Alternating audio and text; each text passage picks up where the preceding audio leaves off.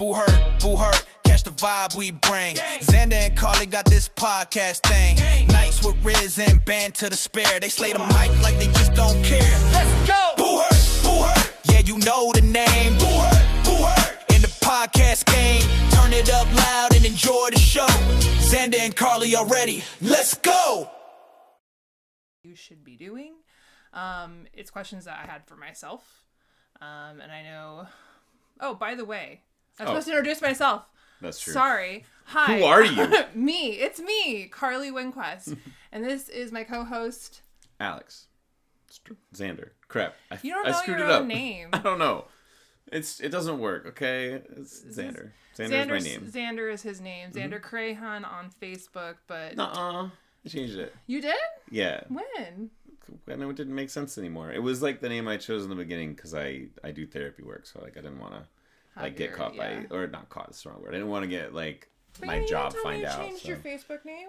Listen, I wrote a letter to the governor and they passed it, so you just got right over your head. Thanks for letting me know. Yeah. All right, well, this is Xander Straub.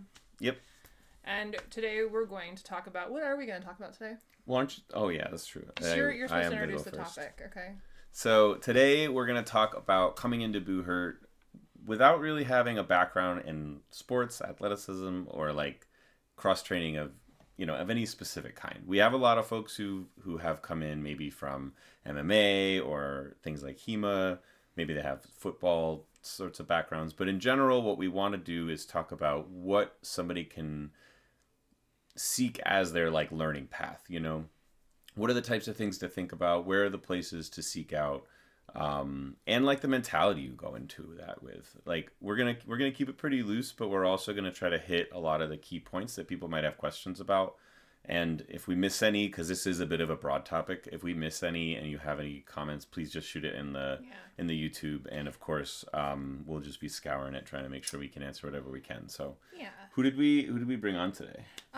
This is Alexander Kumar Dash. Mm-hmm. Pronounced correctly. Are you gonna bring him up or not? No, no one can see him. Oh, jeez. Okay. Well. Sorry, Alexander. Really rude. It's your turn now. The other Alex. Welcome. Hello. Thanks for having me. Yeah. Tell us a little bit about yourself. All right. You gave everybody my name. I've been doing the sport about 5 years now. I fight with two teams primarily. One is Dominus. I imagine most people know. Mm-hmm. And the other is my local team, my local boys, the Santa Barbara Soldados, who are my primary training partners and who I compete with regionally. Mm-hmm. You said probably everybody knows Dominus, but tell those who don't know what Dominus is. Like compare Dominus to another team in another sport. Like, ooh, another team, another sport. I was saying we don't do other sports. I'm like, let's make a podcast for people who don't. Yeah, I don't know a lot about other sports, to be honest. That's kind of the whole point of why you brought me here. Is don't do other sports. Nice setup. Nice setup. Yeah. Wow. Okay. So actually, that fed into our topic very well. Mm-hmm. But like, Dominus had. I mean, talk about the accolades at least. Dominus has been a national champion for, I believe, 3 years now, consecutively. Sounds great. I had our biggest tournament. International champions in 2023 at Buhurt International World Cup, or Buhurt League World Cup. Mm-hmm. And they were also Team USA in Mexico in 2024. Mm-hmm. Where they also won at IMCF. Dominus is a conglomerate team of a number of individuals from all over the country that share a commitment to training and betterment in Buhurt, but also an attitude of community development and growth, of trying to make the sport better, not just trying to be the best at it. It was founded with a lot of the concepts of leadership within the sport and leadership by example. It's a little bit of a cult. The cult of humbleness. I think every team that's been around for a little while turns into a little bit of a cult. You create culture, and culture pushes the mission ahead. Yeah, you can't spell culture without cult. It's just just the way of things. Yeah. You really can't. You really can't. But I'm gonna try. Oh, okay. Oh, okay. Yeah, I'm gonna fail. But... I think that resonates with both of us. So, like, just to give the listeners a little bit more background, Dominus competes in a category called melee. Melee is when you have multiple fighters working together to defeat another group of fighters. So, like, two teams fighting each other. So you have the basic play is 5 against 5. And that's what Dominus has specialized in taken all of their medals in. Is that right? That's correct. Okay. Although individual members of Dominus also perform really well in outrance. It's true. I would say actually maybe the majority of Dominus competitors also participate in outrance to some degree. And they tend to win unless they're fighting each other, because one of y'all has to lose. So, Indeed. But always it's good fighting at the top level, and like, for all that being said, like, it's really great to have you here as yourself, you know, and we're all representatives of our team, our communities, our cultures. So I'm appreciative for you to take the time to share what's been rattling around in the mind, with how people get into Buhurt. So yeah. What was your entry like? How did you find it?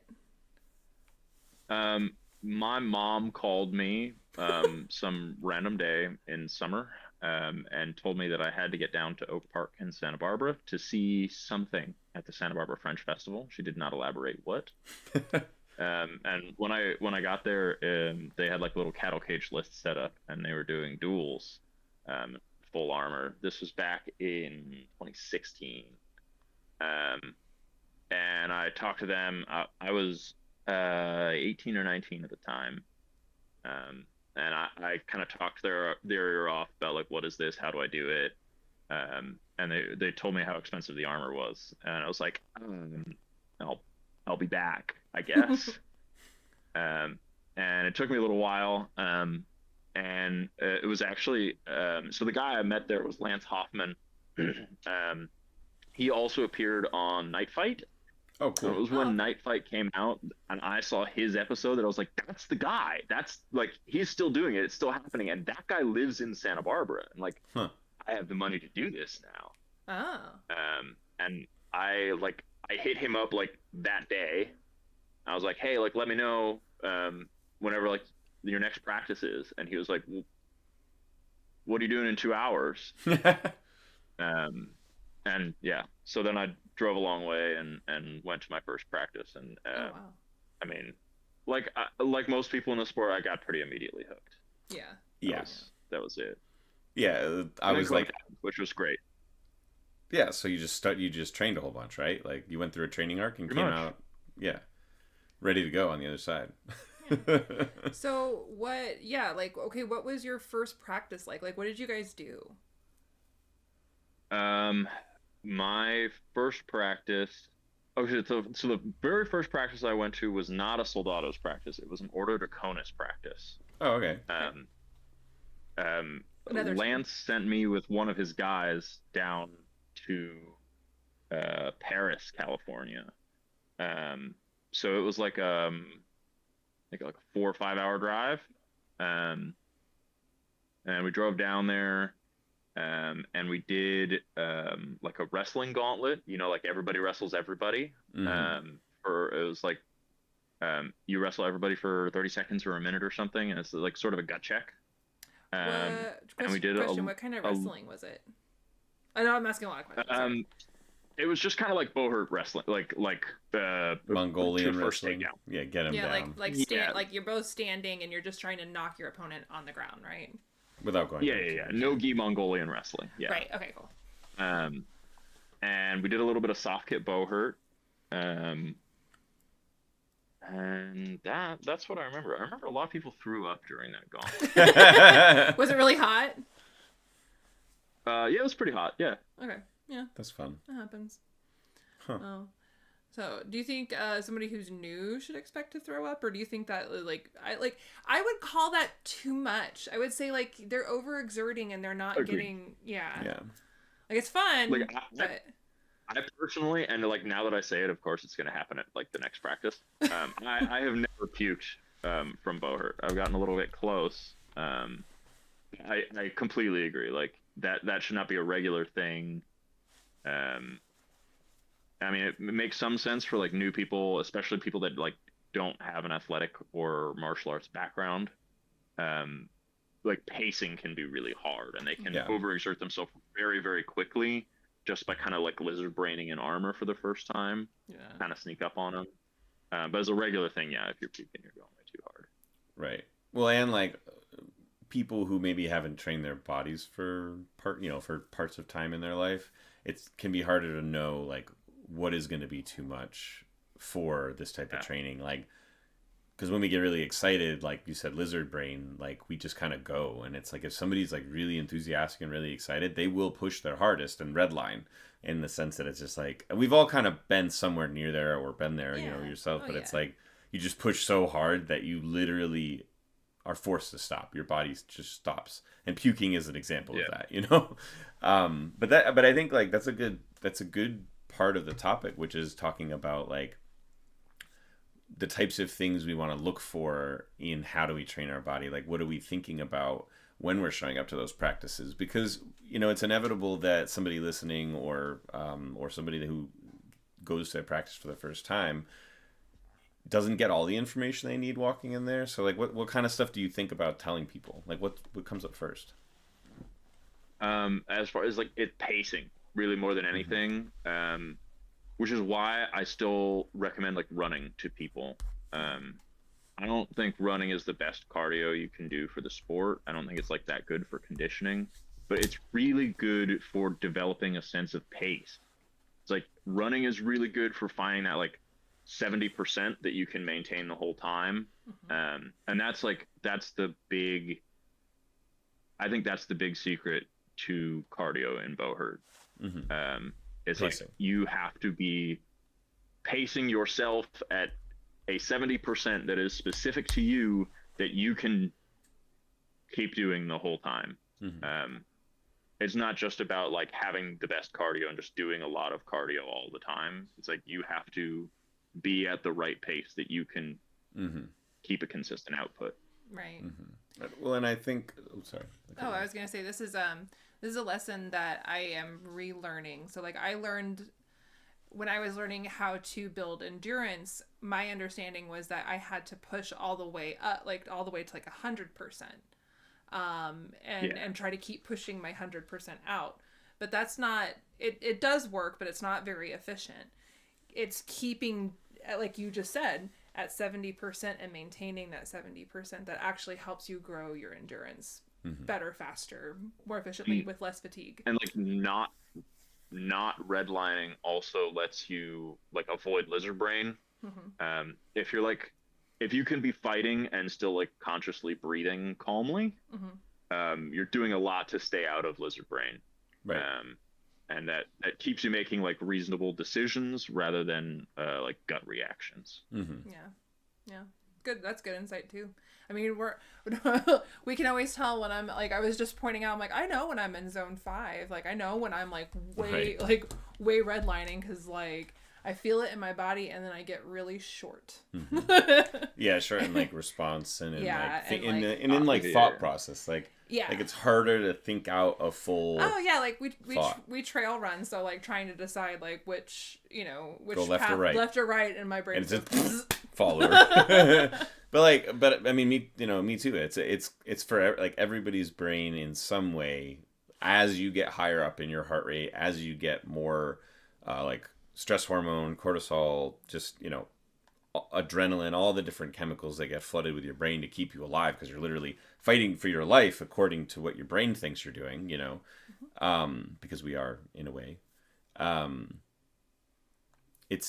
It shuts down different parts of the brain to make sure we have the energy we need, to make sure we are accessing the fighting. And like the lizard brain is very effective and very valuable But it's also a big reason why, like, when we're training, we want to train a lot of the same thing, like making routes or like doing fit-ins, just doing pell work, things like that, so that when our brain starts to not be able to give us all the information, you're still attacking in those like most dynamically basic patterns, you know, breathing, moving, things like that. So it's like it's just such an important, you know, part of it. But I just to jump back really quick, you did mention a couple of things you're suggesting. Can we try to give like where people might start with running? Like, what might you suggest to somebody? Like, don't just go running.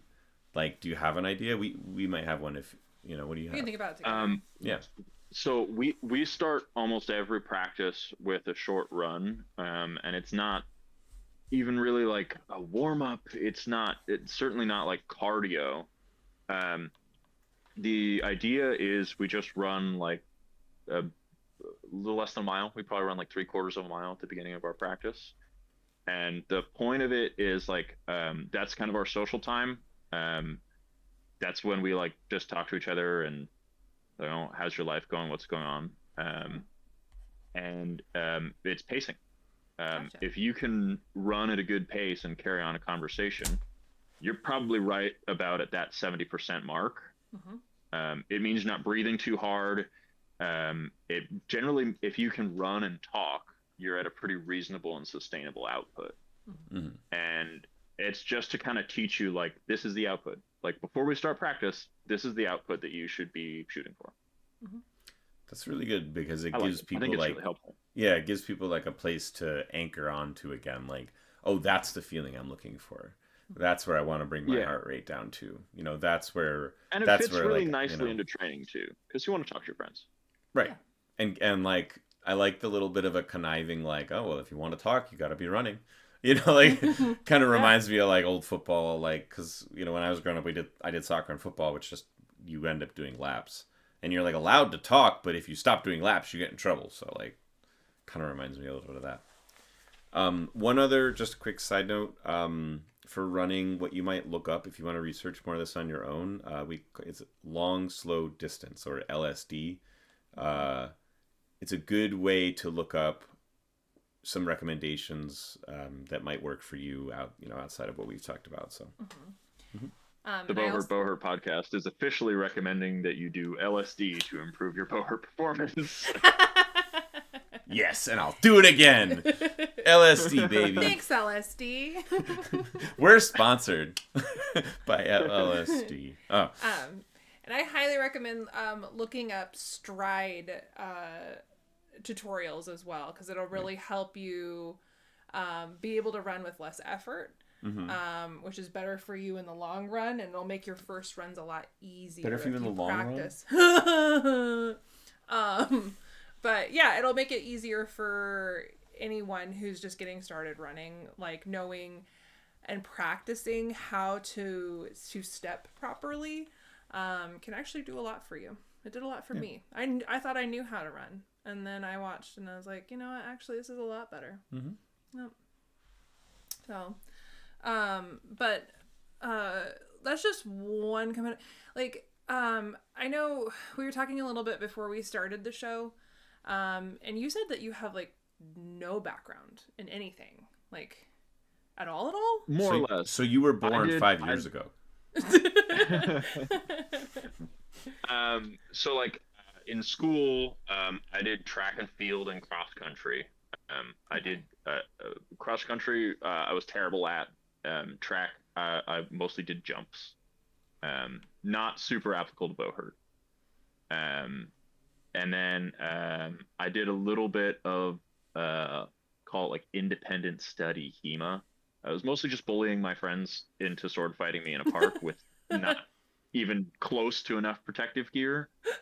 And I did that for 2 or 3 years with no like real formal instruction.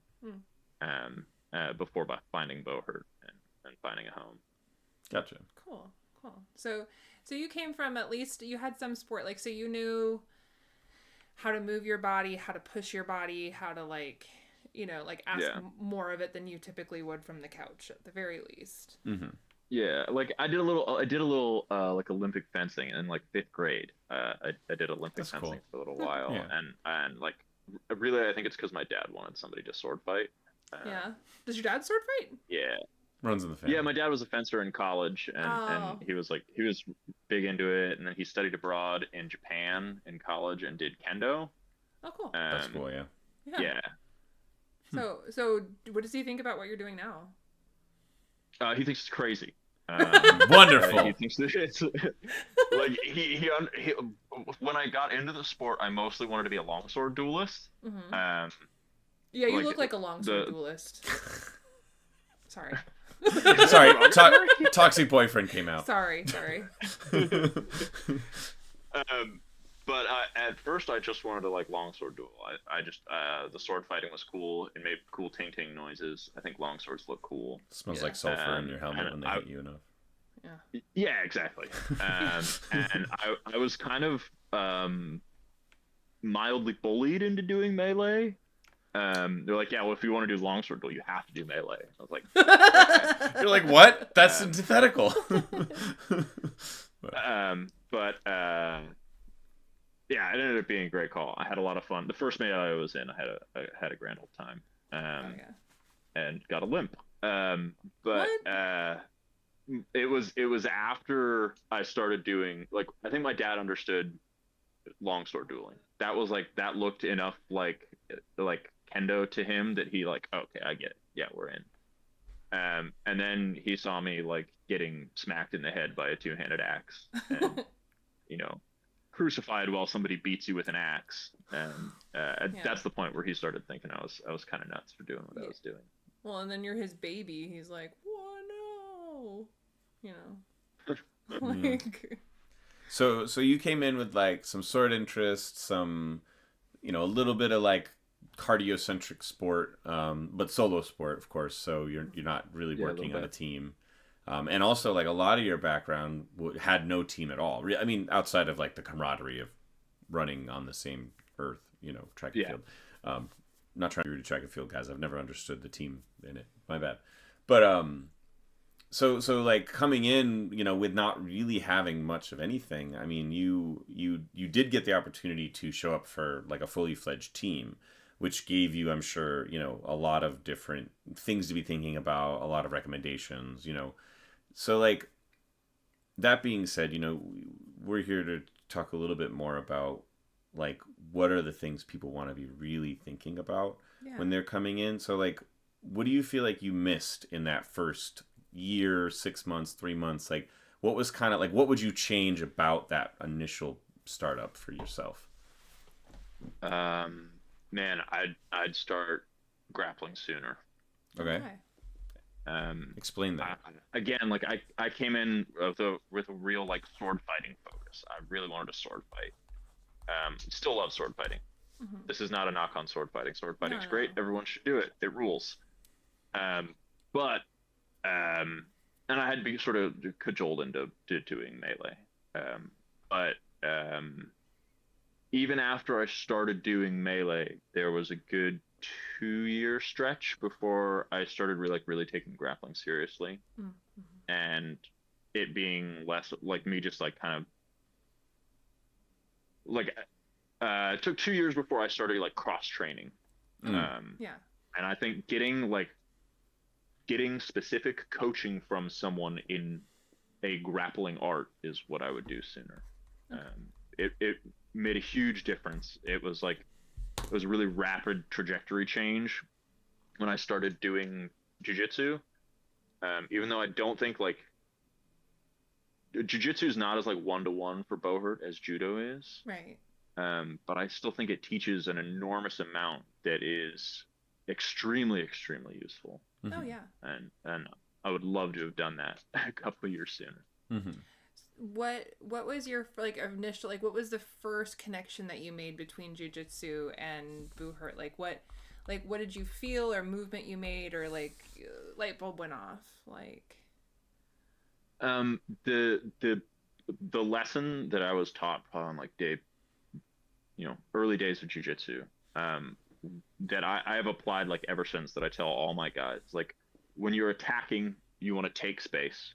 When you're defending, you want to create space. Mm-hmm. Like that is a rock solid rule in jiu-jitsu. It applies in almost every situation. And it also is extremely, extremely applicable in Buhurt. Yeah. And I never thought about it that way, but that is true. Like, yeah, and like that's a good like fundamental, but it's also a great way to like refine your basics. Like if there's too much space in your head rip, it's easier to slip out. You want a head rip to be tight. You want to take up as much space away from your opponent as you can to get a really good head rip. Yeah. You also, I don't know if it was on purpose or not, but you also showed one of my favorite things about explaining the head rip is it's not overhand, it's underhand, pinch the elbows together. Is like I will be honest. I always have like kind of trouble getting that in. I almost always do like a switch grip. Right, which is still fine, but this you're simply weaker. Sorry, you can't see on the camera here. You're simply weaker this way than you are this way because it activates your lats. And like if you do one over, it's fine as well. But I'll make sure to use that next time you're grappling me. I'll be like, I know you can only have one arm up, one arm down. But but I did want to kind of bring back to some actionables, some thinking about what somebody listening could do. So you recommended cross training as specifically in a grappling based sport or with a coach. You said no-gi jiu-jitsu. Mm-hmm. Yeah, no-gi jiu-jitsu is my pick. That might be a hot take. I don't know. I think a lot of people I need you to explain it. do like training with the gi for Buhurt. I like no-gi because, well, a lot of reasons. Namely, like the grips are, I think, a better analog. I agree. When you have gi grips, you have like collar grips and lapel grips and sleeve grips and like stuff that isn't readily available in Buhurt, or is at least like harder to get a grip on. Yeah. And no-gi, you have like, I call them like gross grips as opposed to like fine grips, like gross motor skills or fine motor skills. Yeah.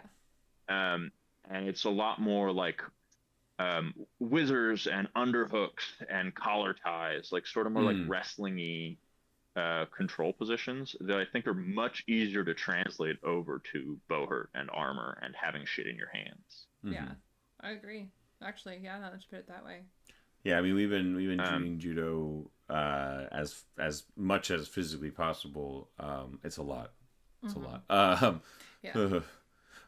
But what I have noticed is like when we've been getting, sorry, I don't mean to cut you off, but like what I have noticed is like when we are doing randori or sparring, like I'm just so unfamiliar with like literally pulling in the way that you do in judo. You know, it's like pulling, like moving bodies. I'm like, but in Buhurt, like, you know, it's more common that, I know you call it a whizzer. I've heard it called that, but I've never been formally taught. But like having the underhook, you know, with like on somebody's back, using different parts of their body, and like you said, in gross motor skills, like I recognize doing that, and then it's really hard to apply to judo. So I can see where you might suggest no-gi based on exactly what you had said. So I recommend if you. It's like, if you can, just don't use the gi in judo. I don't. I mean, I do both, but like I'll just like practice like moves that don't require like pushing or pulling their body in some other way. Just FYI, you can do that.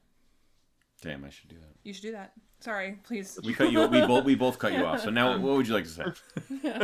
You're good. Another like big pro of no-gi jiu-jitsu, I think,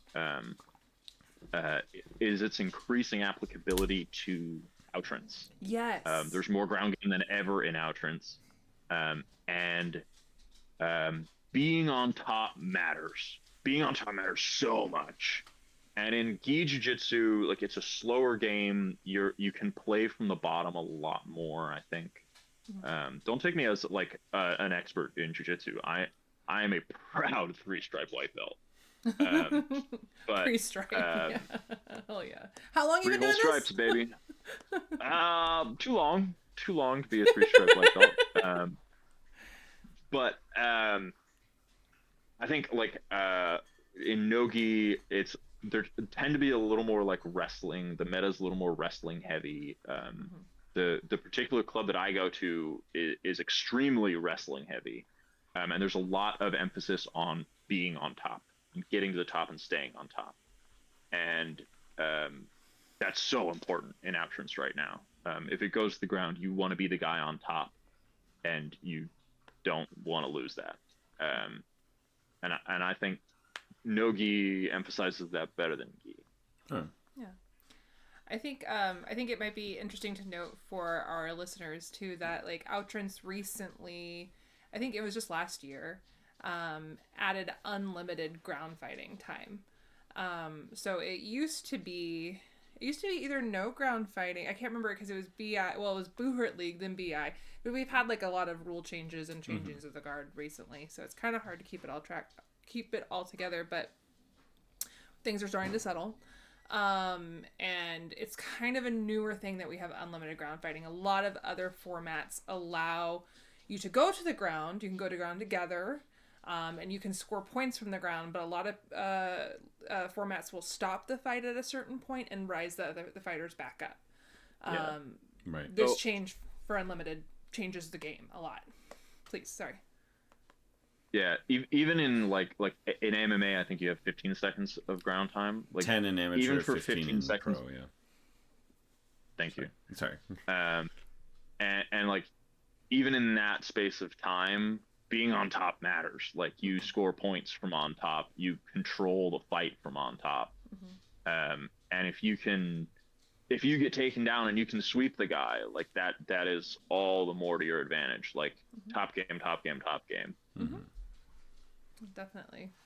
And like, but also learning to defend from the ground. I mean, because like you can't always be the guy on top. Like you're going to have an opponent that is going to sweep you. If you have a match that matters to you at all, you're going to eventually have an opponent that's a little bit better than you. So learning how to defend from the ground and reverse is really important as well. Well, and also, you know, a couple of things you brought up that are Like really scrambling. important.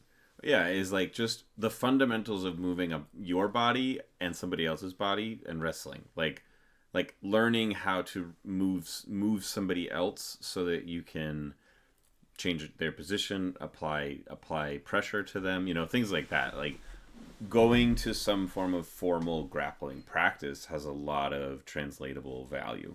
And it's not always as common. A lot of clubs, it's not always as common that we have access to long grappling sessions in Buhurt practices. You know, some clubs only have 1 day a week. Some clubs don't really, they just have like armor meetups. And also like a lot of us are amateurs, and if not all of us are amateurs in some way, like still, because we just don't really have a formal coaching system yet where we have like senseis and like people that have been doing this for generations, right? So, you know, you had mentioned this earlier as a key pointer, is that having somebody watch you, right? Because, you know, from what we've learned in judo recently is the third person, at least like it's becoming more salient. The third person in a 2-person grappling match is equally as valuable as each person in that grappling experience, because they're the third person watching to make sure they get to see like, oh my gosh, what are people doing? Where are the grips? How are they stepping? But also safety, but also like, you know, they can think in their own mind about like, okay, what do I want to do in the next time, or how is this person moving when I'm right up close to them, and does it feel the same when I'm right next to them than when I'm over here? You know, there's so much we gain out of that, having that third person, and then on top of that, having a coach to practice for years and years and years about how to teach these types of things. A lot of us just don't have that at all. So I really appreciate you brought that, you know, that up. And sort of corollary to that, like filming yourself, huge difference.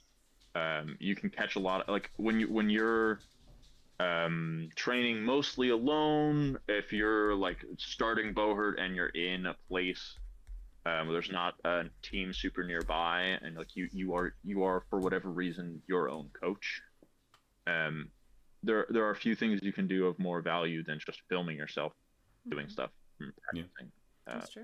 You can catch a lot of your own mistakes that way, and also you can go to like the community and send people footage of you fighting and ask them like, hey, what am I doing right? What am I doing wrong? Like, what can I work on?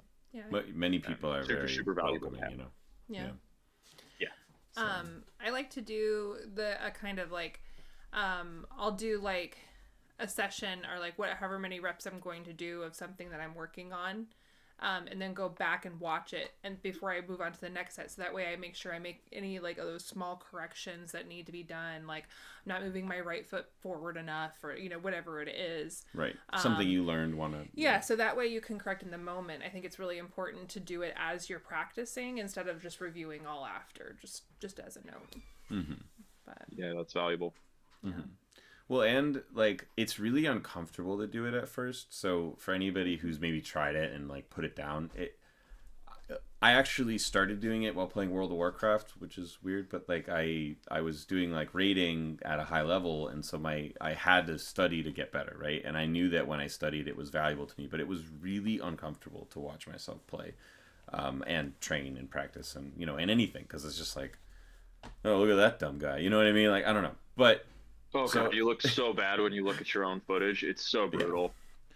But it's worth it. It is very worth it, and I promise you, it gets less painful the more you do it because it's you get uncomfortable. better. Right. But you also get better. Like I think that uncomfortable feeling is like looking at your shortcomings, and like I think those uncomfortable feelings kind of make you get better. You know, because who wants to watch helps. themselves And it helps, fail? yeah. It's a form of motivation. To a degree, that uncomfortable feeling can also be like a really sort of a positive thing. Mm-hmm. When you like look back on a fight you did 2 years ago and you're like, oh, this is dreadful. Like, what am I doing? Yeah. Like, oh, well, I don't do that anymore. Like that was Right. 2 years ago. Like Yeah.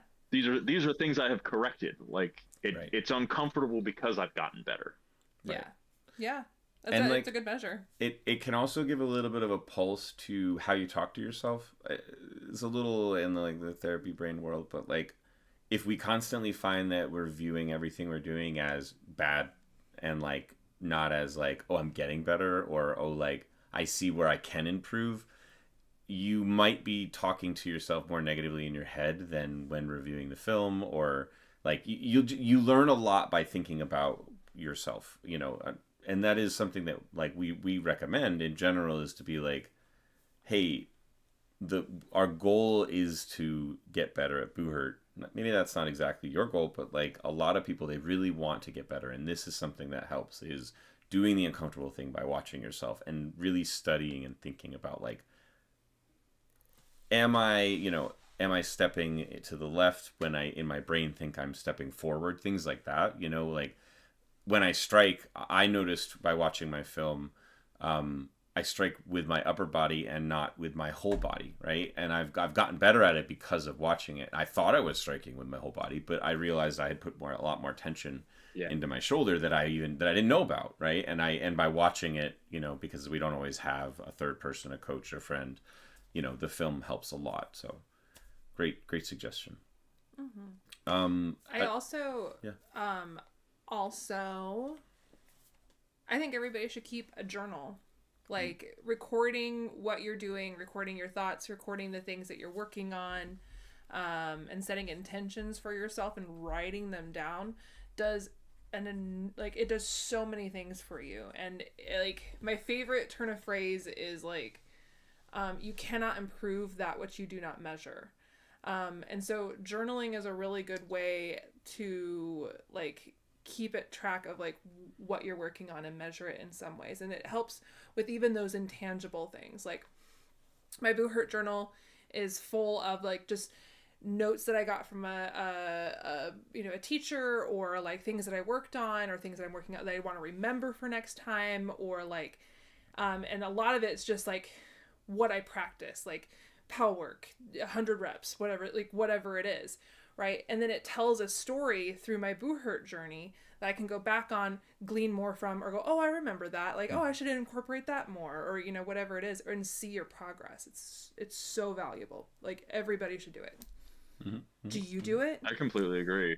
I'm really terrible at actually like keeping my journal. But I actually picked up journaling on my way to Buhurt League World Cup in 2023. Because I was kind of like, I was stressing out about it for a lot of reasons.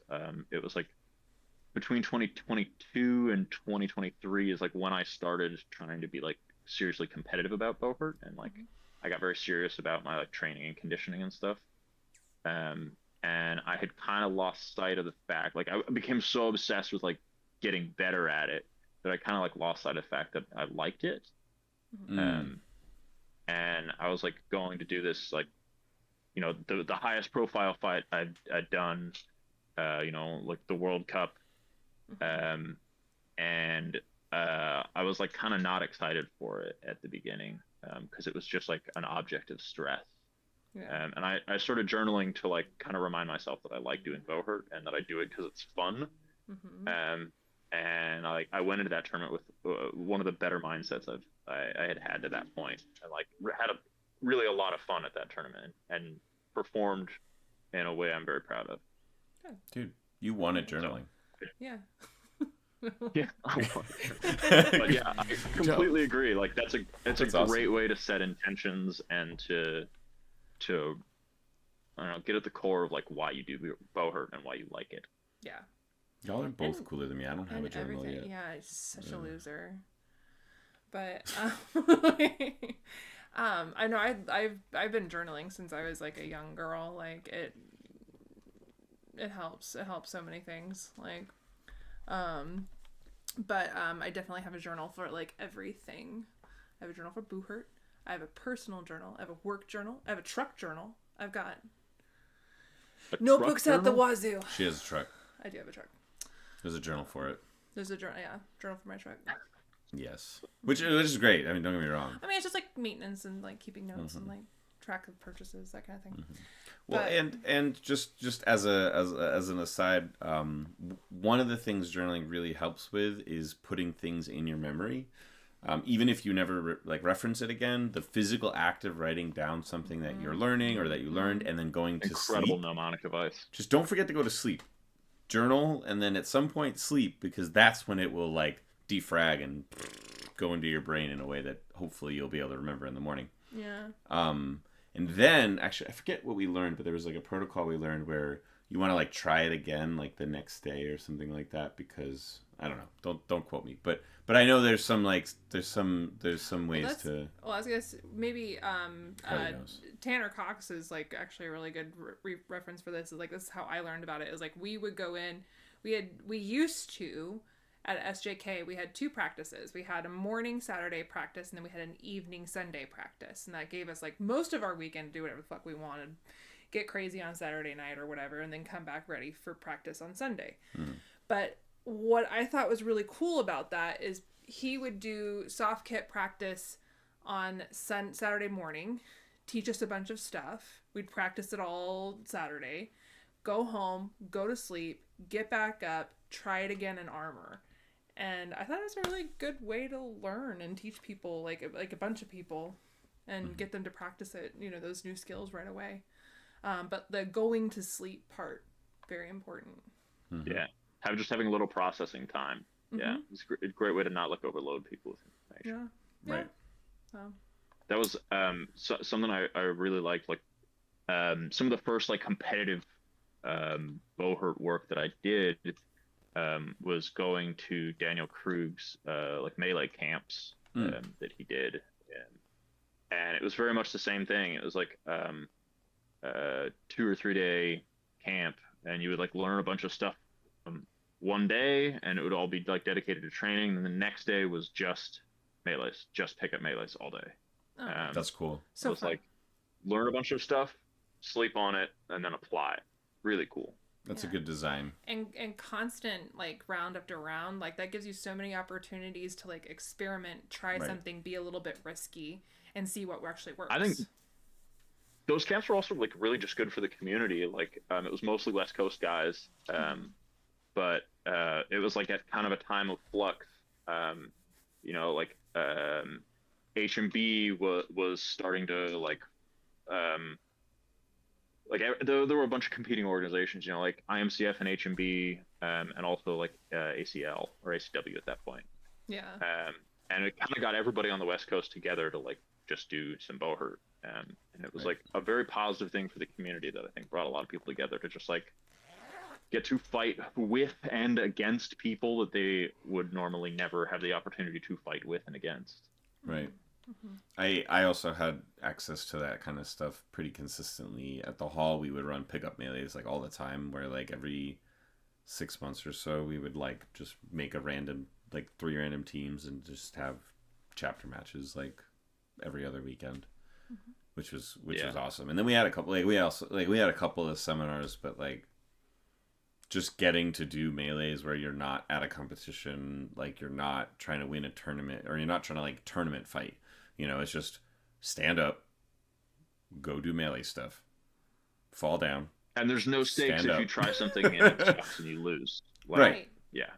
Exactly. And like, and that is where like your stress is lower. You might get to like literally just have fun. Like, oh, I had so much fun doing that stuff. And like, that was like grapple practice for all things considered, right? Because like we didn't get a lot of chance to like have those safe grapple practices. They did exist, but it's just, you go to a judo gym and they do it like, they have like 20 hours of programming a week, right? And it's like Buhurt, even at like a dedicated gym, it's still only like a couple of grappling practice. So but yeah. So you actually brought up one that I wanted to talk about, was watching the film of others and like studying what other people are doing. So this is something you had also mentioned that you can consume on your own time when you're really excited about Buhurt. So can you talk a little bit about how somebody might benefit from that skill and what they might do to do it? Yeah. Both, like, I think there's a couple different kinds of watching tape. There's like watching tape for like an overall like strategy, you know, like what did this team do that worked to their victory condition, that worked to their advantage, that allowed them to win. And there's also hey, I've realized this guy's really good and I want to just watch him and all his fights and what he does the whole time to figure out why he's so effective. And I think both have a lot. One like guides your personal training, and one guides your fight IQ, like how you can run the algorithm of melee while you're fighting. Right, because like how you can make like reads faster. For someone who doesn't know, melee is like, I mean, it is a fighting game. Like we like, you do need to have individual skill, but like a lot of it is strategy and playing with your teammates and positioning. Right. Yeah. Which we will definitely get an episode on. We have a couple of ones coming up that talk about those topics. Yeah. We'll talk about like meta positioning, center play, stuff like that. So yeah. It is a really broad and diverse topic, but like consuming content, like Buhurt melee videos, not like the highlight reels, you know, I mean, they're fun. I'm not saying don't, but like just watch, like the raw footage is where it's at. Right. Like putting on a Timothy Hines, putting on one of like some of the overshot ones, or like where it's the whole, well, I think like the whole field. Buhurt International has a ton of content that you can consume. Yeah. And like once you find one content creator, it'll usually connect you to more. But it's just really valuable to like, oh, what did that guy do? Well, like what happened? You know, like just thinking about it. And then like when you're studying someone or studying people, what would you say? Like it's kind of a hard question because like you just think about everything, but it's like, what would you say you're specifically going into that topic? Like, you know, you want to study somebody like McCabe, right? Like he's right now, I mean, they took what, second place, right, at in Hungary, and like they're first. I'm so wrong. So. I think they took second. They took second. They took second. Yeah, they lost to White Company. I'm I think. terribly sorry. No, it's fine. Yeah. Oh yeah, White Company. Okay. But like consistently playing at that position, so it's somebody we're studying, for example. Like, what do you go into when you're trying to study this individual person? So like for my like home team, when we go to a tournament, I'll do like stats for the tournament. There's awesome. A bunch of different like templates out there for like how you do stats, but it's just like from a coaching, I'll bring this around, I promise. I believe you. From a coaching perspective, it's really helpful to see like, oh, like this guy's getting suicided a lot, or like he is starting a bunch of suicides, simos. You know, like that indicates like somebody rushing through their takedowns and like not having good grips, or having a good offense but not a very good like defense, not maintaining their space well. there's good coaching tips to be had from doing stats. But stats also make you pay a lot of attention to what somebody's doing and how they're doing it, and how many times they do it, and what the patterns are. So when I'm watching tape on somebody, like if I'm watching tape on like Andrew McCabe, because I really like the way he fights, it's like I'll go through and like watch his rounds and know like this is how many takedowns he got, this is how many assists he got, this is how many times he saved his guys, this is how many times he like tactically swapped weapons, which he does with some frequency, and just like breaking it down to numbers, but like not necessarily as a numbers thing, just so you're like making a note of whenever something significant happens. Right. So you're looking for those significant things. You're like, this is that thing he did that had an effect on the landscape. Right. Patterns, like so you said. That's, you know. Yeah, exactly. And like just being able to like, and then look at that sheet, be like, man, throughout this whole tournament, like he stopped 8 kills from happening on his guys. Like that's huge. If you can prevent 8 takedowns on your team, like that's enormous. Right. Yeah. Yeah. Oh, that actually reminds me. So what are the 3 rules of Buhurt? You're on the West Coast, so I want to hear if it's the same for you as it is for me. Oh, okay. So we have 5 rules. 5? Oh, come 5. on. Okay. Oh man, they're trying to one up us. Yeah. This is important because saving your homies. Okay. Do we have the same first one? Don't go down. Okay. That's it. Yeah. Protect your friends. Yes. Yep. Don't go down. Oh, okay. Protect your friends. Create opportunities. Okay. All right. So you have the same. And there's a 6th one that's like we're taking for a spin that I really like. Okay. Reset to rails. Oh. Basically, like every time you do something, every time you get a takedown, every time you survive a takedown, put your back on the rail. Just like reset to the rail. Don't fight an open field. Mm-hmm. Yeah. There could be someone behind you. It's just like get a physical connection to where you are on the field. Right. Yeah. Good recommendation. Yeah, I'm like that's one that was like I got drilled in by like my early Buhurt training is back to the rail. Oh. I mean, like not necessarily even like back to the rail, but like be on the rail. Like if you get a sweet cross check on the center, don't just stand there and hang out waiting to get cross checked in the center. Cross check your center and then get back to your rail. And like it's a good like reset point for the engagement. Agreed. Right. Because even if you get blindsided, the rail will frequently save you from a blindside. A lot. Yeah. Which drives me crazy. I've screamed my head off on the sidelines going like, you can't check them into the rail. You just wasted all of your All your sneak attack. Nothing happened. But yeah, so I met some new fighters recently, and I'm realizing like what I took for granted, which was the 3, the 5, the rules of Buhurt, which was like basically priority 1, don't go down.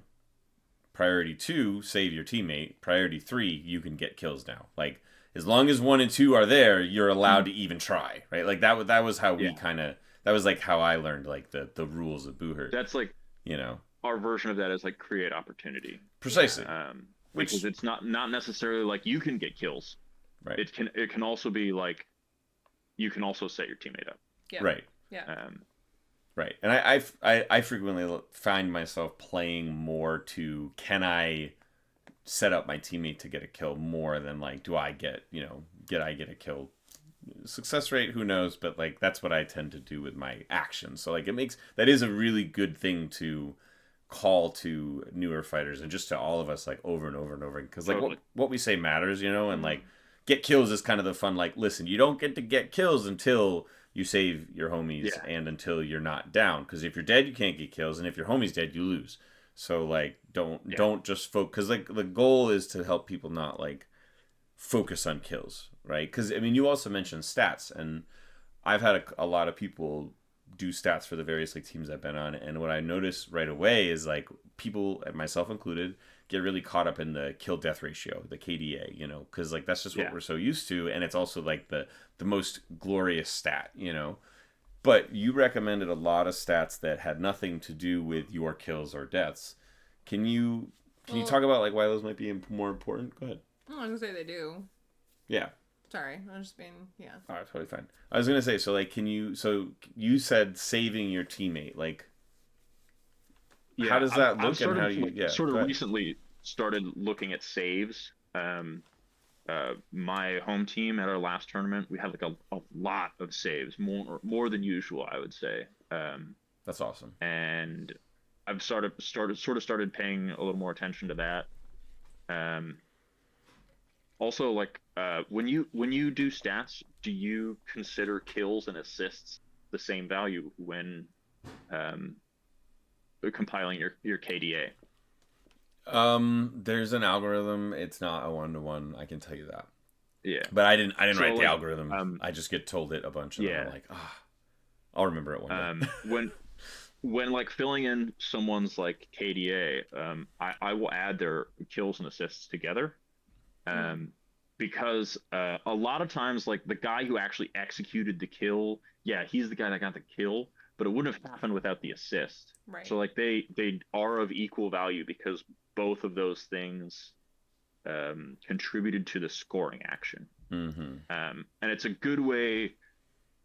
Like, people do get super caught up in the numbers, be like, I want to have the most kills. I want to have the most kills. Every time I go to a tournament, I am trying to have more kills than Joseph Brandt, and it is the hardest goddamn thing to do.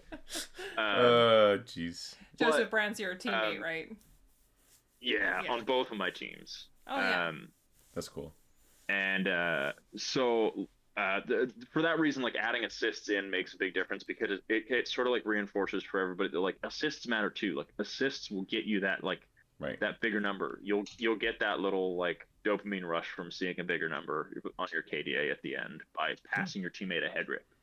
Well, and like, I've had teammates where so we have a weird stat that's come up off and on where it's like, how many rounds are you in that are victory rounds versus like loss rounds?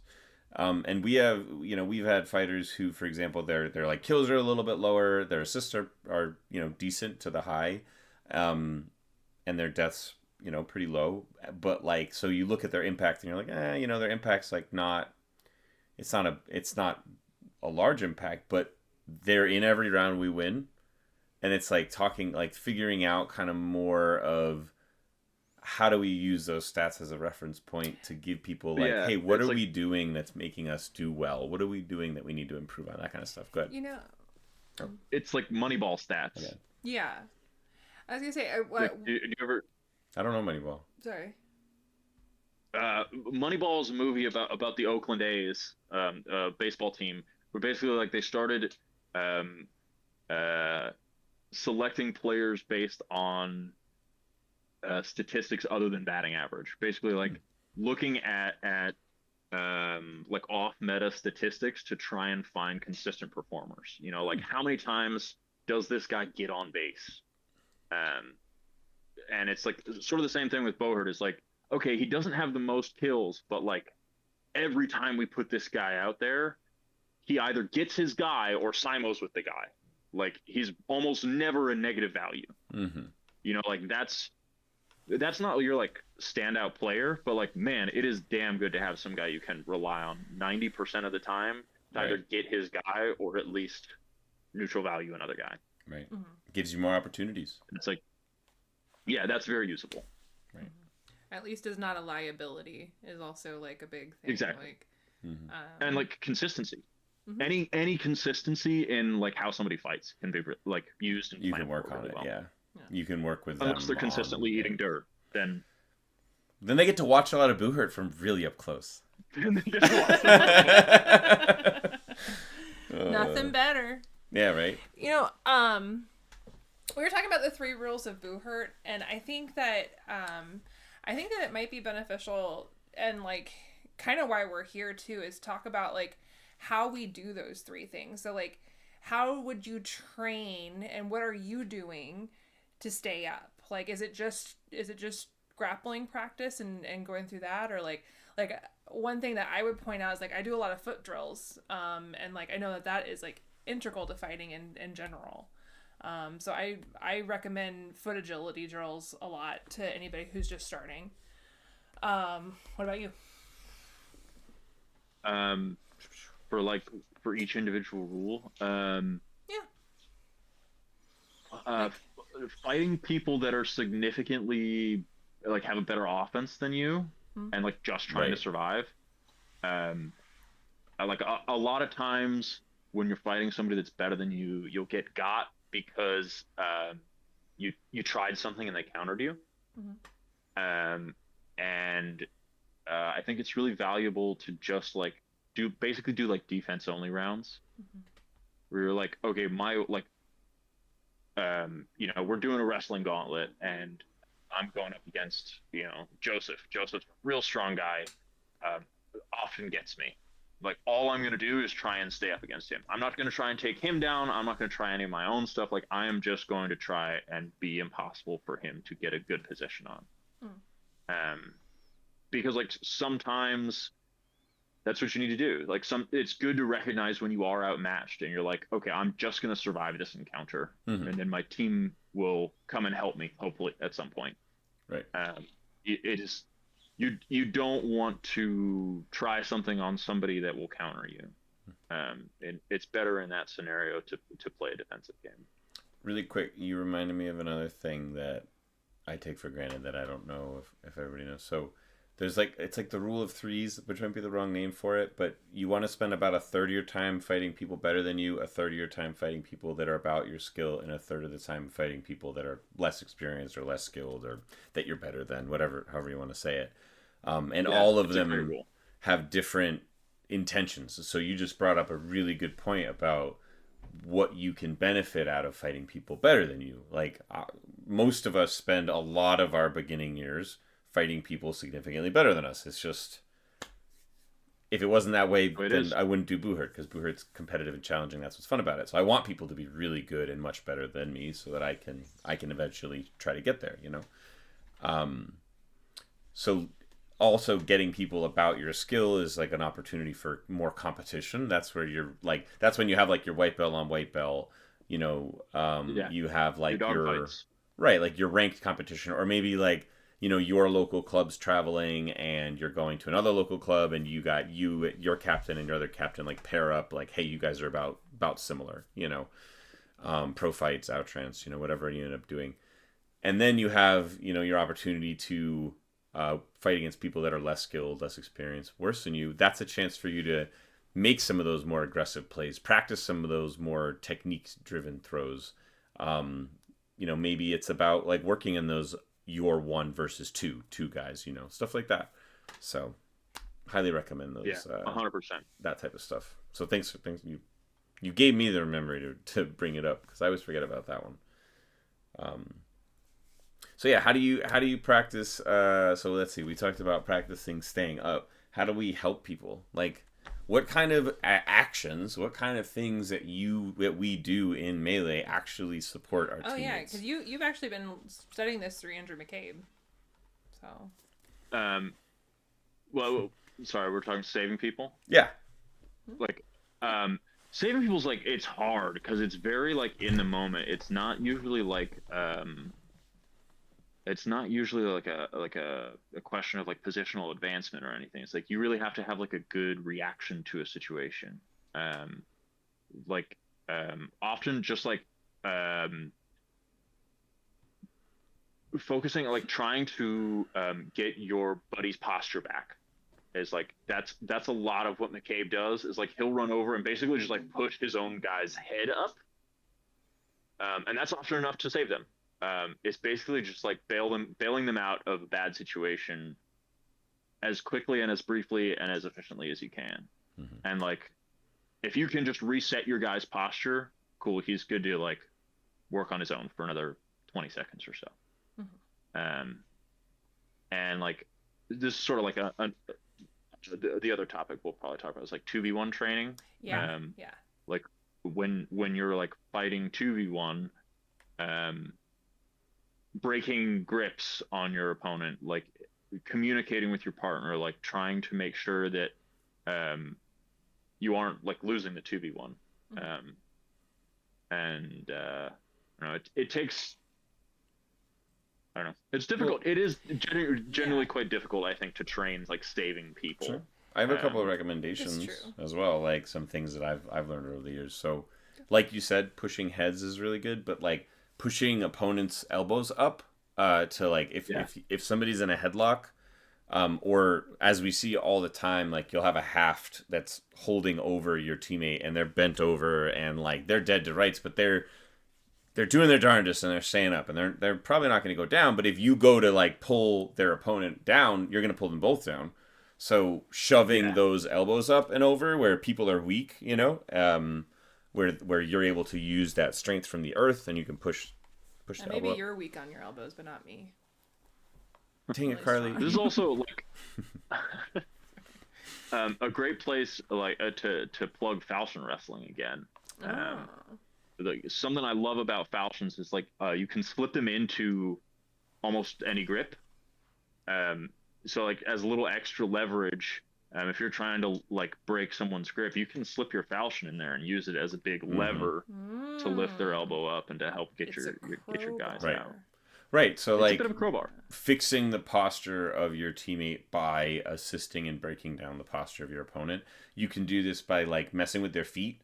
I find works pretty well. Sometimes striking like one strike in the right in like a juicy spot where they're maybe over committing to a grapple and they're putting themselves at risk for that grapple, hitting them in like the side, like the mid to low side, or like a rounded back. Always good places. Yeah. Or like you said, hitting wet, like messing with their grips, so like you can shoot for gauntlets. It's a little risky if you're not very good at targeting because you don't want to hit your teammate, but like you are allowed to strike like at hands, gauntlets, wrists. Like you are allowed to strike those places. Is pretty effective. Right. Yeah, so. Like people will have their arm on the list. Like you can just hit their arm with your falchion, and like it's a pretty big deal. It sucks. Also, like striking in general, like. People ask a lot, like, what's the point of having weapons if it's just a bunch of guys grappling and hugging each other? Fear. And yeah, there's all kinds of answers to that. One of my favorite answers is like, weapons are aggro. Mm-hmm. Like, and you just talked about WoW, so I know you know what I'm talking about. Yeah. Taunt. But like, yeah, a weapon getting hit in the back is almost always a taunt because like, even if it doesn't hurt, even if it's not like super gnarly, feeling something slam into your back is like something most people won't ignore. Right. So if you see your buddy in like a bad grapple and you hit the guy he's grappling with in the shoulder blade or something, you're like, that part of that guy's attention is going to go, oh fuck, there's somebody behind me, and you might save your guy just by doing that. Just like one shot that doesn't need to end the fight. It's just hey, think about me. Mm-hmm. Right. It's that blip, that like momentary opportunity where your teammate can put themselves in a better position, change what they're doing, you know, get out of bad stuff, right? Like that's all it takes. And like sometimes it's as simple as standing somewhere, right? Like if you could hit somebody, they're less likely to move into those more aggressive grappling positions. Stuff like that, you know. Which there's lots of ways. Another effective McCabe is like people are so terrified of him being behind them that like he often has a lot of effect just by like kind of being behind them, being somewhere. Right. Because like nobody wants that guy swinging on their ribs. Absolutely nobody. Right. Mm-hmm. I like that one a lot because it's like psychological fear where people, they're not necessarily certain what's going to happen next. And to find out what's going to happen next, they have to take their eyes off something else they're looking at. Mm-hmm. So like, if there's somebody, you know, behind me to the left and I have to look here and there, people don't like it. It's not, you know, and then opportunities happen because you're pivoting, you're twisting, you're nervous. Maybe you fixate one corner longer than you should. Yeah. And like the implied threat is great because it costs you nothing. Right. Mm-hmm. It takes exactly no energy for you to have a pretty good effect on the landscape of the fight. You know, like just there being a two-hander on the field is going to make people really conscious of leaving their back open, right? Or at least it should. Yeah. We've all been there. Yeah. It takes no energy to have an effect on the field, and that's very valuable. Right. And it's also like just to kind of bring it back to like helping your teammate, you know, and like things you can practice, things you can think about. It's also as simple as like, don't be like behind your teammate like don't put your teammate between how do I best explain this? So opponent, let's see, camera. Opponent, teammate, you, right? You don't want to be in a line, because then to affect the opponent, you're putting your teammate in your own way.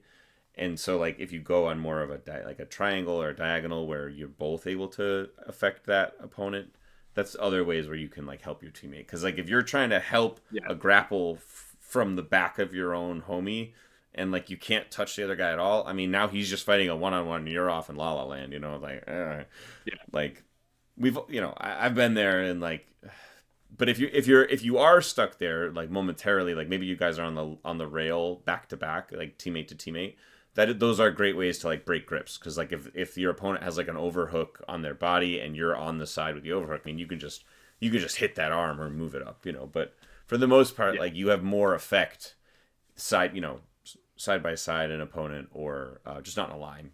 So just things to think about too.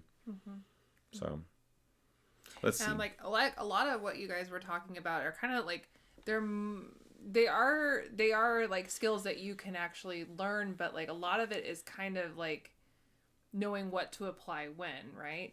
So kind of the only way to practice this kind of thing is by doing it. Helmet time, or breaking baby. it. You could break it down, and I've heard of like I've done drills. I've heard of other drills where you just break down like very specific aspects of the gameplay and drill that out. But that's hard to do if you're on your own, or you don't have a team that or club that wants to do these kinds of practices, you know. So like to that end, like this is sort of my whole shtick with like 2v1 fighting. 2v1 is like the most fundamental form of melee fighting. Why? Fighting with your team to try and kill some guy. Right. And it's really efficient. It takes 3 people in a barrier. That's all you need. It's pretty low impact. And you can just get a lot of reps at it. It's exhausting, but good. Probably nobody's gonna get like beat up too bad. You're probably not gonna be swinging on each other a whole lot. Yeah. And it's a good time to like work on your communication. And you can just do it over and over again. And you know, and it's easy enough to just like, you know, if it's not working, you cannot get that guy, like you just reset. Right. It's great for reps. Right. Yeah. And great for the single person too, right? Because then they're working on defending against 2 people who are actively talking in front of him how to take this person down. You know what I mean? It's like they're talking about how to kill me and I'm trying to stay up here, you know? Like, so would you just for like just giving people something to try out at home, what do you recommend for time for that? Like 30 seconds, 60 seconds, 5 minutes? Like just curious. Just curious. I'll be honest, we don't usually time it. Cool. We just sort of go till takedown and then rotate. Especially for like new folks, it might be helpful to just start like a minute timer and have somebody on the outside. You know, like if you don't accomplish anything in a minute, like stop, reset, talk about why you didn't accomplish anything in that minute, and then like try and fix it. Having that real time. It's very really rare in our practices that we have a 2v1 that goes on for a minute. Gotcha. Armor, soft kit, no gi. What's? Yeah, what do you think is best? We're almost always doing armor. That makes sense. Probably a little dangerous. Soft kit. Soft kit. If you have like if you have like a gym space where you're like on like padded floors and you have a padded list, soft kit probably works great. We're mostly just like doing this in parks and stuff. We don't have a space here, so we just do it in armor. It's good helm time. You know. It's a good time to kind of work on everything. You just said something that I hope that people pay attention to, is that you guys represent some of the best fighters in our nation, and you practice in a park. Like it really is. It is more about like what you're doing and how you're doing it and how often you're doing it, rather than the space that you have or like the access to equipment and all that stuff. Like it really is what you're doing as an individual and as a group. Like, cool. Right. This stuff is the silver bullet, not having like the best facility in gym. It's having people to train with and having discussions and thinking about your intentions. We practice in a public park with a cattle rail list that we got in 2021 that is now largely duct taped together. Nice. We've been meaning to upgrade our list for a minute, but it just kind of hasn't happened. Well, it seems secondary to working and getting practice in. Yeah. Question. So, like, what are some of the other barriers like you recommend, like cattle rail? Like, if you don't have a list, like, what other things might you use? Or have before you used, we've found like low fences at parks and stuff that have worked just as like basically something to put your back up against. People have made a number of like portable list designs. Something I see a lot is like people will have like just a list corner. Yeah, that's which I think is a great option if you're like, if you like want to train with something that's a good analog to a list, but you don't have room to store or set up a whole list. Just setting up a tabletop corner or even a 4x4 corner gives you a lot to work with, I think. Yeah. Awesome. And we should explain too that a list is just a wooden enclosure where we fight, but like what we're talking about is just creating the corner, and then the tabletop that we're talking about is like a flat, wide top. It's almost like it's about counter height, and it's about the size of like width of a bar counter. Here, wait, they can't see your hand. A bar counter like this. It's like well, it's like probably, now you're too big. Yeah, I'm like it's too big for the screen. But it's usually about 3 feet wide. Right. And that's what we use to fight in and against and with. Right. So like a couple other things that are really important as well is like Buhurt is one of the only sports where you could actually have a 2v1, especially in fighting. It's the only sport that I've heard of so far.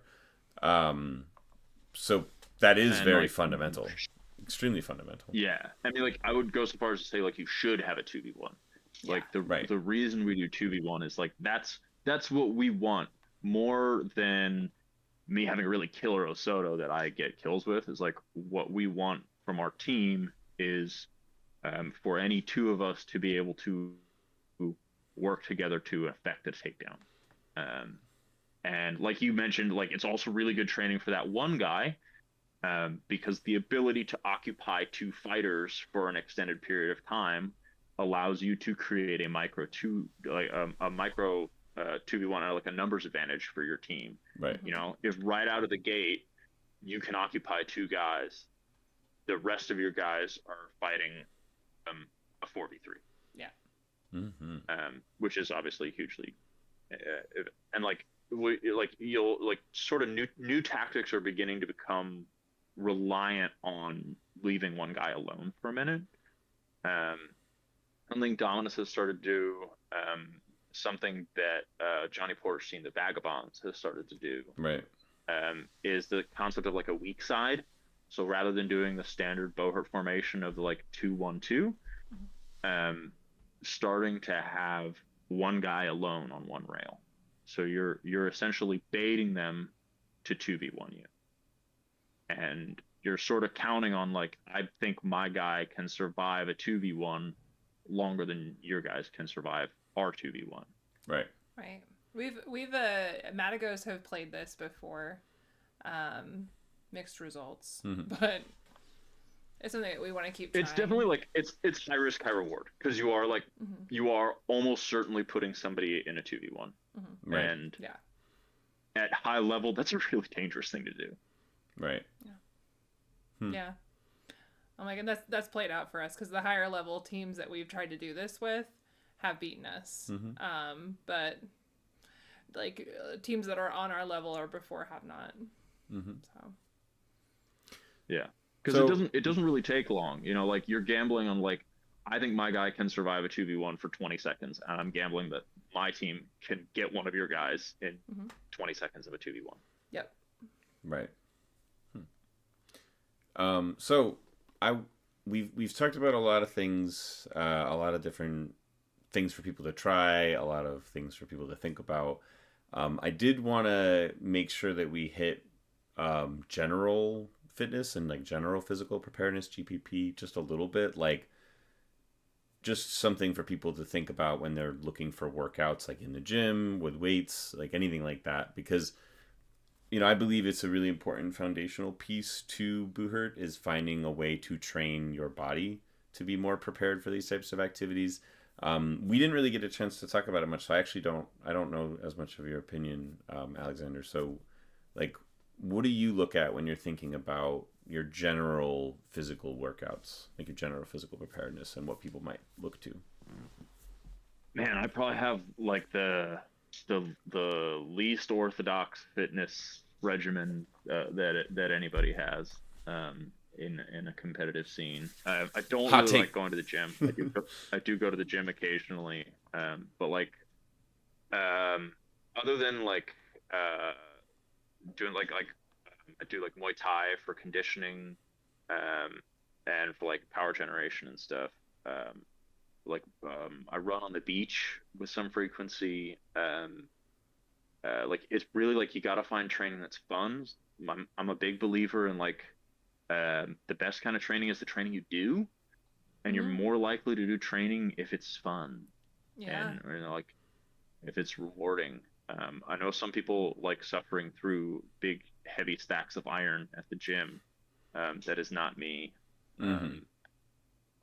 It's more fun to do just sort of like just dynamic athleticism, just go sprint somewhere, sprint up a hill a couple times just for the hell of it.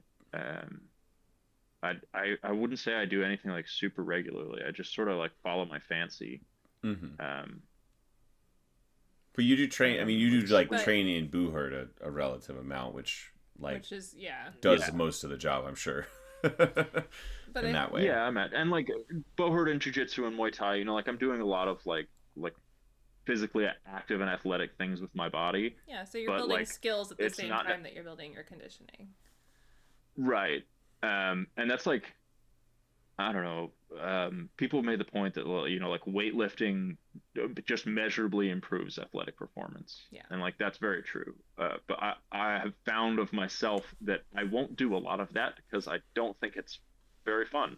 Right. Yeah. And I want to spend my free time doing stuff that I like. Right. Yeah. Well, and you've shown a lot of success. Like, by no means is that a bad recommendation for people, right? Like Yeah. the goal for anybody training in Buhurt is to train more Buhurt, right? Like going to the gym will help you get to a baseline, or like having some sort of training regimen, especially as you're getting used to Buhurt and used to moving your body and like just generally getting into it. The more you're able to improve your aerobic capabilities, your just generally like your heart rate, your cardio, your length of time that you can train in one day, and the shortness of time it takes you to recover in that training session, and every day that you sleep, because I recommend sleeping every day. A lesson I had to learn the hard way. But what's important is that the more you get your body ready to train by training, by going to the gym, by working out, the faster you'll get better at Buhurt, because you'll be able to do all the fun stuff all the time. You know what I mean? Like once you got to the fun stuff, you ran away with it. It sounds like, Yeah, and the fun thing you're training for, Buhurt, when you do it, it kind of sucks. Like it's hard. You get like worn out, and you kind of want to stop doing it. And I think it's important to do that with your fun workouts. Like find what you like to do. Like the one gym workout I love is rowing. Rowing is awesome. For you. Yeah, Just kidding. love it. No, I'm Yeah, kidding. actually, personally, I hate rowing, so. It's great. But like find that thing you like doing, and then like do it until it sucks, Right. and like keep doing it a little bit. That's my training tip. It's like train something that's fun, and train it until it sucks a little bit. Right. Well, but that's really good mentality training, right? Because something I talk about all the time is our brains literally tell us to give up because they're like, you're not in actual danger. Why are you putting yourself through this terror? Like, nobody said you had to go through the pain. Like, we have adrenaline for that if you need it, but you clearly don't need it. Yeah. So like your brain will try to get you to stop. Like, and I hear this all the time. I talk to myself in my own brain all the time because my brain will be like, give up.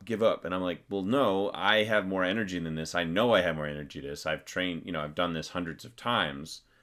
And then once you get past that point, some people call it like runner's high, things like that. Like once you get past that point, your body actually will say, okay, now it's time to work, right?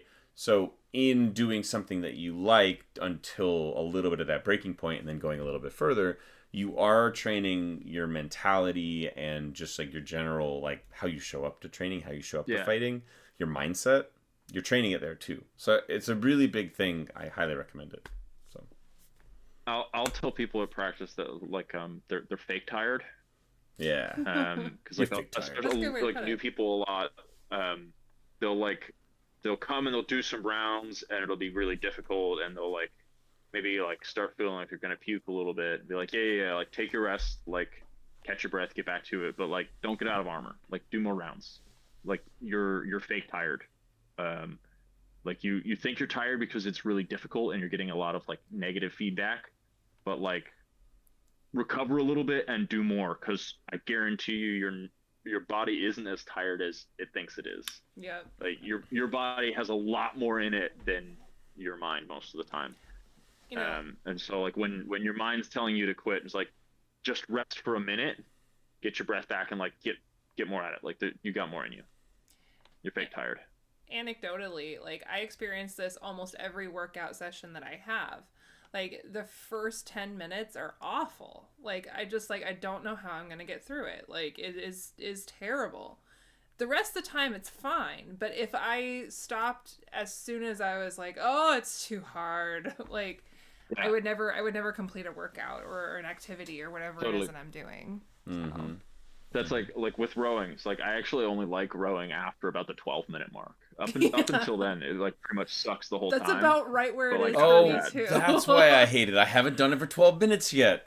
God. Yeah, I'm like, well, in our interval running, it's like a third interval that I'm like, okay, now it's fine. And that, I mean, for us, that's 9 minutes. Like, because 9 minutes with rest periods, so right. It's about but 10, 12. That's why warming up is really important too. You can kind of like get ahead of that sometimes, where you might warm up a little harder than your practice is going to be or your activity is going to be. My joke is you can't catch a second wind if you don't catch the first. Right. That was the wrong number of fingers. So like a lot of runners who do longer distance will say the first mile sucks, the next 10 are great or something like that, and then the last mile sucks, right? It's like the first mile and the last mile suck.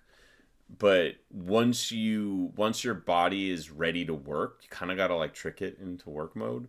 And you can figure out how to do that. Like we've been learning that, too much for us to go into. We don't know it as well as we could, but like we've been learning a lot about breathing exercises that help you get there a little faster, mentality stuff that helps you get there a little faster. I watched Daniel Winters was doing some. He's I forget, he's the captain of the UK team, but great pro fighter. Highly recommend watching him. He's the captain of White Company, yeah. Yeah, great fighter. I watched him do some warm up for some pro fighting because he was getting it ready for AMMA, and just like he was doing almost like full rounds, like as warm ups, but like out of armor, and just like seeing what he was doing to get his heart rate up. Because really, what you're trying to do is get your heart rate up, and then bring it down, and then you're ready to work. So it's like 5 minutes of maybe jump. I know you've like jump roped in the past. You could do a light jog like you do in practice, as you mentioned, but jump rope's great. Yeah. Yeah. Plyometrics. Cannot undersell the benefits of jump rope too. Yeah, and you might not notice. As another great example of like, well, the trick is just to do it until it starts sucking, and then to keep doing it until it stops sucking. Yeah. And then it's actually a pretty good time. Yeah. And like, just try and jump rope for 10 minutes straight. It's hard. Way harder than you think. You're like, that's a kid's game. Yeah. No. Yeah. I And also jump roping is really easy to be like fun. You can like skip around a little bit, or, like you can do it while you're running. You can like dancing. And you should. do funny little You steps. should move Yeah, around like- while you're jump roping because that helps. Like I mean, it helps with your foot skills.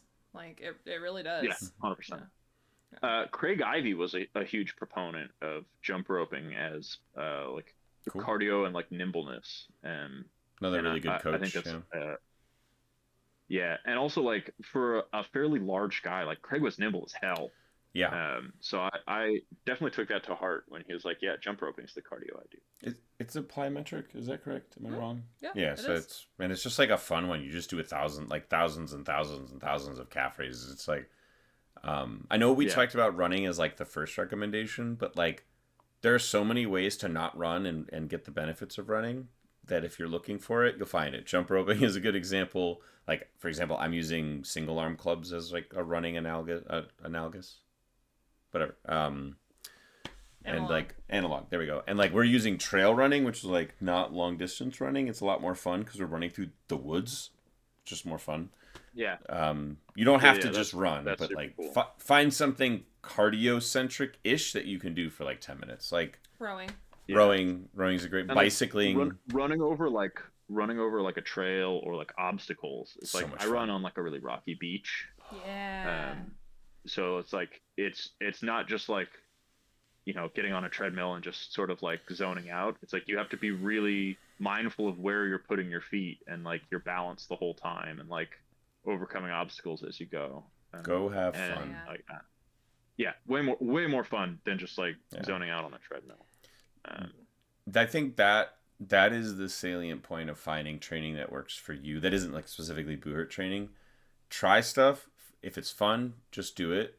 You can't really go wrong. Like you really can't. Like unless you're hurting yourself constantly. Because I know like you recommended like, you know, go to the point where it sucks, but like don't hurt yourself, please, because then you're just gonna be like recovering from injury. Don't do that. It won't help you. But like pain is probably a bad thing, but suffering is a good thing. Yes, embrace the suck. One of my mantras. Discomfort is fine. So, but do we have? So what else we got? Because I think we're kind of getting to the end here. Yeah, I mean, like, I mean, we talked about like doing something fun for conditioning. We talked about 2v1s. We talked about no gi and why that's so important. Which honestly, like, I think you sold me on it. Like, we have access to jiu-jitsu. Like, so jiu-jitsu, judo, same movement, same, you know, basic fight theory, just two different games, right? One up, one. Yeah. One standing and one is starting from the ground. I've always described judo to people as just like it's the first half of jiu-jitsu. Yes. And the points are a little different, but like Yeah, it's just different. we're training for. It's a different game, so you play differently. So like it looks different, but it is exactly that. It's the first half of jiu-jitsu. But we have access to it. I might start it. Sorry. There's a guy on Instagram. His name's Justin Flores. His Instagram handle, I think, is JFlowJudo. Highly recommend to anybody doing Buhurt or judo or jiu-jitsu. He blends judo and wrestling really, really beautifully. And there's a lot to be learned both in your jiu-jitsu game and I think for Buhurt. It's extremely applicable. I see his stuff a lot, and I'll send it around to people and be like, hey, I think this would actually work pretty one-to-one in Buhurt. Highly recommend. He's got some instructionals. I haven't like bought into his stuff yet, but I kind of watch what he's doing a lot. Cool. It's really impressive. Thanks. I'll check it out. Yeah, thank you. So, yeah, conditioning, grappling, 2v1s with other Buhurt people. Filming yourself, watching other film. Right. Yeah, I mean, there's so many things. Yeah. We talked about so many things. Yeah, we talked a lot. We really did. Also, like underrated solo training for new people, just shadow box. Yeah. Especially like less so for melee. To be clear, I think shadowboxing has a very limited application to melee, but like outrance is sick, and you should do it, especially as a new person. There's like, I think there is nowhere in Buhurt that shows off a wider array of skills than outrance. It is the most technical part of our sport, I think. And for that purpose, like just shadowboxing, just miming a fight, visualizing an opponent and how that opponent is attacking you, and how you are attacking that opponent, how they're defending, how you're defending. It's a great place to, you know, like where Pell is your time to like practice striking and hitting something. Shadowboxing is a great time to practice striking and not hitting something and not flinging your sword. It's a good time to work on your like your flow between your strikes. And it's so easy to play. It's like it's most of the time when I'm shadowboxing, it's like 2 a.m. and I can't sleep, and I'm just in my living room in the dark with a sword and a shield, trying not to hit the ceiling fan. Somebody walks in to rob you, and you're so ready. Yeah, like it's just such an easy like playtime, and you can pick it up and like and do it whatever. You could do it with nothing in your hands. You could do it with a sword and shield in your hands. You could do it in full kit. Like you it's can super even do applicable. it just in your head, like running through fight scenarios in your head. Yeah, theory Actually, crafting. Like, well, yeah, I mean, like visualizing does a hell of a lot for you. It does. It does. there was a study some time ago between like the difference between practice by visualization and practice by repetition, and I think they were having people do like basketball free throws, and they had a control group, and they had a group that practiced like were coached how to do free throws and then repped a bunch of free throws, and then they had a group that was basically like walk through visualization of like this is how you should free throw. And the people who were just visualizing for improvement made almost as much improvement as the people doing straight reps. Yeah. I think straight reps still came out ahead. Yeah. But visualization is like hot on its heels. Just do both. So just like visualizing your scenarios, it's like it takes nothing. It takes no gear. You could do it on standby time at work. You could do it. Okay, probably don't do it on your commute. That could end in a car crash. But I don't know. That's what I do like, my most. What, do you not have ADHD? Yeah. I have to visualize something. But like it takes something to train in your head, and I think that's definitely like Matt Creedican, also a Dominus guy, also was a big champion of just like training by visualization. I put a lot of stock in that.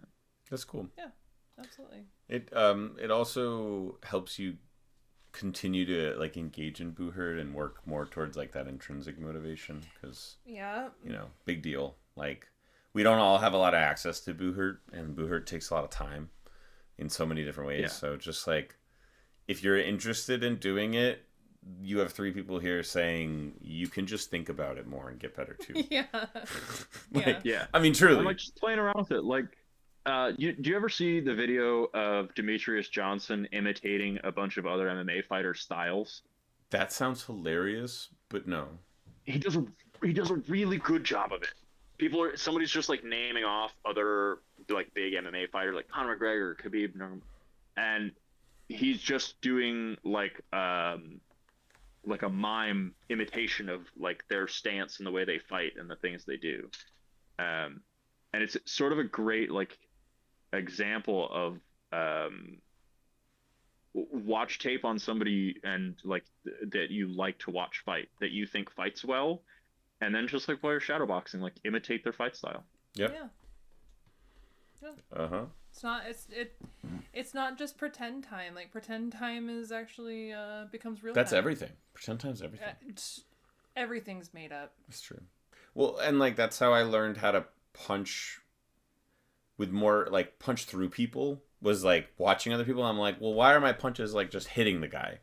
And then when like you watch people's form and how they're going, all the way through somebody, imitating that in shadow boxing, imitating that like in Pell, Yeah. imitating that like literally like when I'm doing an attack, sometimes I'll be like, oh, I punch through the guy, you know, and it like the repetitions, like all the different pieces, all these different things culminate to what you actually do in the match, what you actually do on the field, right? Like you're doing all these different forms of training, practicing all these things, one little step at a time in each one of these tracks allows you to culminate it all together, you know?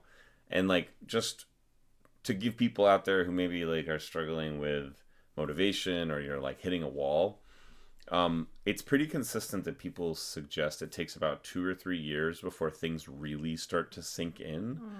That's just, I don't know if you've heard that, you know, more on the West Coast than I am on the East Coast, but like that is about what I've heard. Like you can come in with a lot of cross training, you can, and I've seen this too pretty consistently. You can come in with a lot of cross training, you can come in with a lot of fitness background, but a lot of people, until they really get the Buhurt experience, like fighting in melees, fighting in armor, you know, being in, like, noting what other people are going to do, you don't really, it doesn't really click. And for me, I can't tell you exactly, like, what day it was, but, like, it was about 3 years where all of a sudden I was like, wow, like, the training I'm doing, I'm reaping the benefits, like, right away. Like, things are making sense, like, you know? Literacy. It's like, you know, you can learn a language on Duolingo as much as you want, but like you won't really like know that language until you like spend a little time conversing in it. Right. And I think like that's pretty applicable to any skill. Is like, yeah, you can do all the learning, but like there's just some like time you need to put in. Right. But before like you can really start becoming literate and like not only like regurgitating information, but creating like, your own information, you know, sort of being sort of creative with it. And that is like at its base form literacy, you know, not just speaking the language, but being able to express yourself in it. So if you're out there, stick to it, because I'm a pretty strong proponent of, I think it is inevitable that if you go in with the right mindset and you train not just hard, you know, baselessly, but you train all the different aspects, I do believe anybody can get there to a point where Buhurt is enjoyable for them to run around in armor and smack their friends, and they're pretty good at it. Like I truly think anybody can get there, you know, and I'm really excited to see that play out. We're starting to get to the end of our arbitrary time. If we just stop scheduling these late at night, we could go longer. Before we close, is there anything that we missed or anything that you really wanted to make sure that we covered? No, I think we were pretty thorough. We did. I thought we did pretty good too. That's awesome. Oh, so customary, we just bring up our actionable items again. We've talked about them a bunch, so I won't beat it with a dead horse. I'll beat it with a live horse, I guess, instead. You know, whatever. That's such a pale horse joke. Well, I gotta make them sometimes. Always horses with you guys.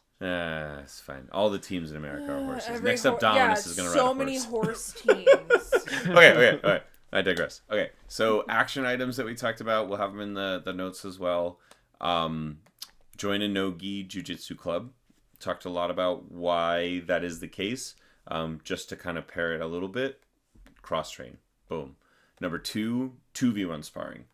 If you take nothing out of the whole thing, take that. Because, like, there's so many ways 100%. You can learn by just putting on armor and focusing on getting a guy down when you're in overwhelming odds, or in 2v1, I guess not overwhelming.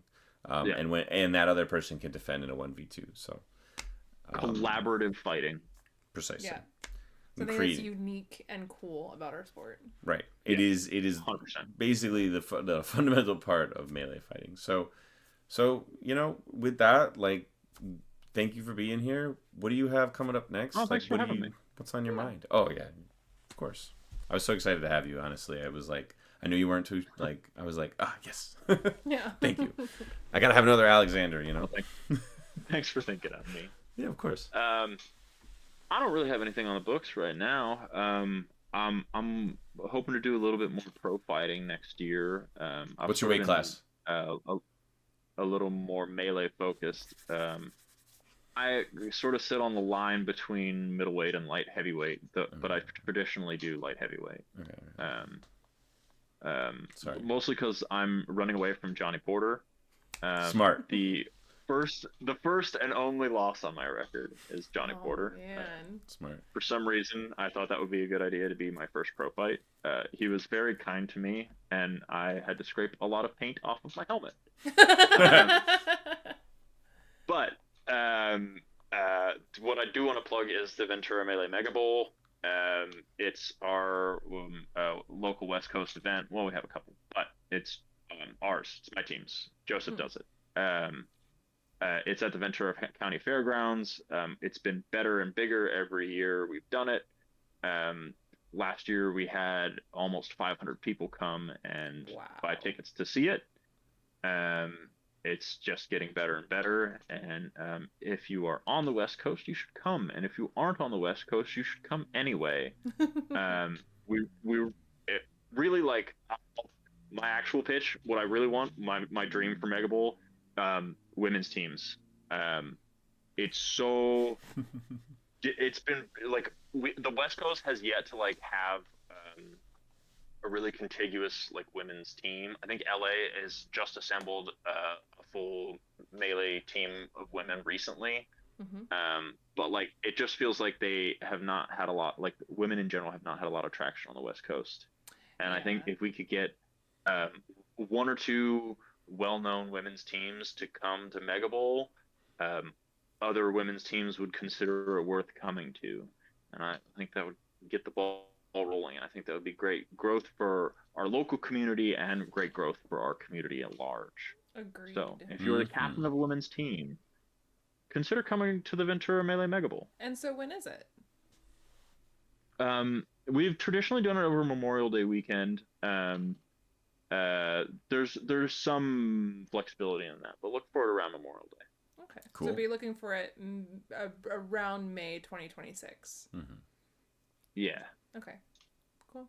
And should we look And like for it's on... genuinely, it's Buhurt right next to the ocean. The ocean is a literal stone's throw away from where our competition is. What? It's gorgeous and wonderful.